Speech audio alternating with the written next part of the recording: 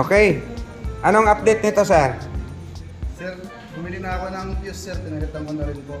Tapos itong capacitor, wala po akong makuhang wala akong makuhang 0.92 UF. Ang nabili ko lang po ay 0.85 UF. Ito na ikabit ko na rin po. Pwede yan. Hindi naman ganoon kalayo, pero gawain ko kasi yan. Kasi pag naghanap ka ng 0.92, tapos gusto mo ng paandar rin, tapos walang available, hindi mo mapapaandar ang unit. Pwede yan, pwede ipalit natin yan.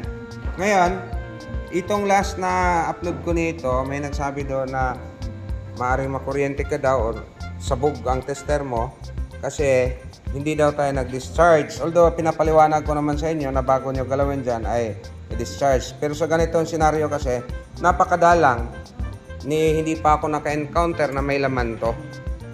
So ang sinasabi ko lang sa inyo, i-discharge nyo to just in case na sumablay ngayon yung bleeder. Ayan o, nakita kayo yung bleeder dyan. Usually ang value niyan, nakaparallel o nakashunt doon sa ating capacitor na 10 mega ohms.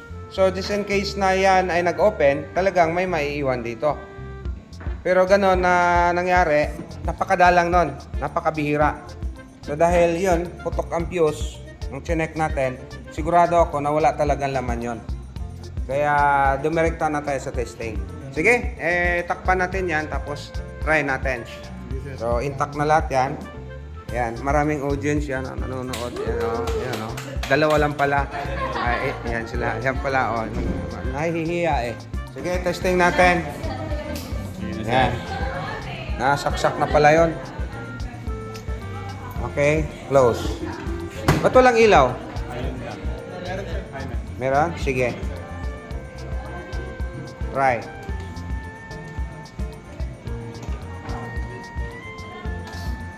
Ba't wala? Nakasaksak na yan. Nakasaksak ba yan doon? Mandar ba? Hindi ko. Parang walang tunog. May ugong na ba? I-close mo sa. Tingnan natin. Masyadong mataas na yan. Hindi ko narinig eh.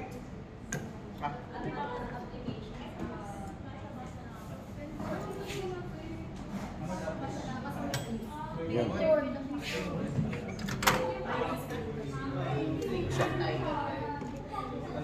Wala ah.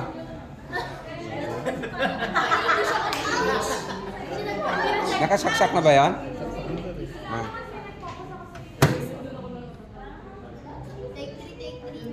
Di umuugong eh. Dapat umuugong yan eh. Yan.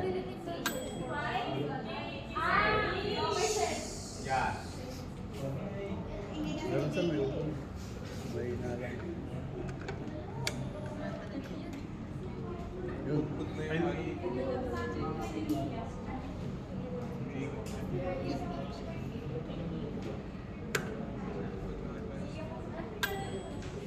Dapat may init na yan eh.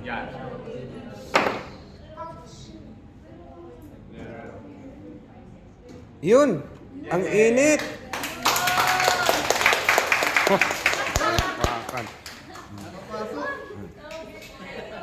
O yan, okay na yan. Ayos na yan. Yay! Yung ano lang, adjust na lang kulang.